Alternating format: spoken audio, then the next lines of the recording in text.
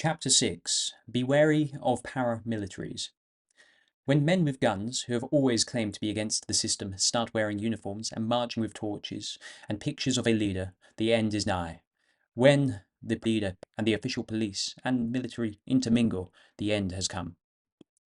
Most governments, most of the time, seek to monopolize violence. If only the government can legitimately use force, and this use is constrained by law, then the forms of politics that we take for granted become possible. It is impossible to carry out democratic elections, try cases at court, design and enforce laws, or indeed manage any of the other quiet businesses of government when agencies beyond the state also have access to violence. For just reason, people and parties who wish to undermine democracy and the rule of law create and fund violent organizations that involve themselves in politics.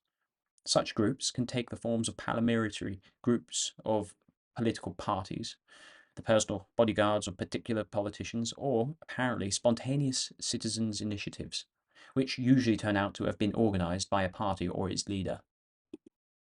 Armed groups first degrade a political order, then they transform it. Violent right-wing groups, such as the Iron Guard in interwar Romania or the Arrow Cross in interwar Hungary, intimidated their rivals. Nazi stormtroops began as security details clearing the halls of Hitler's opponents during his rallies. As paramilitaries, known as the SA and the SS, they create a climate of fear that helps the Nazi Party in the paramilitary election of 1932 and 1933.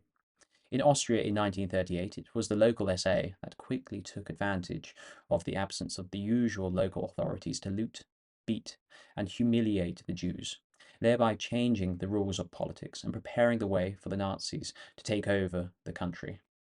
It was the SS that ran the German concentration camps, lawless zones whereby ordinary rules did not apply. During the Second World War, the SS extent to the lawlessness it had pioneered in the camps to the whole of the European countries under the German occupation. The SS began as an organization outside the law, became an organization that transcended the law, and ended up as an organization that undid law. Because the American federal government uses mercenaries in warfare, and the American state government pays corporations to run prisons and internment camps, the use of violence in the United States is already highly privatized. What was novel in 2016 was a candidate who ordered a private security detail to clear opponents from rallies and encourage the audience itself to remove people who expressed different opinions.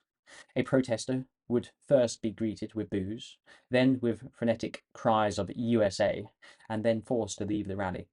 At one campaign rally, the candidate said, "There's a remnant left over. Maybe get the remnant out. Maybe get the remnant out."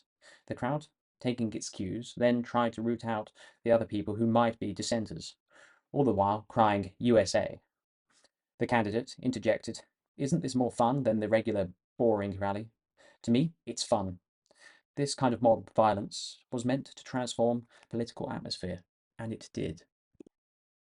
For violence to transform not just the atmosphere but also the system, the emotions of the rallies and the ideology of the exclusion have to be incorporated into the training of the armed guards. These first challenges the police and the military, then penetrate the police and the military, and finally transform the police and the military.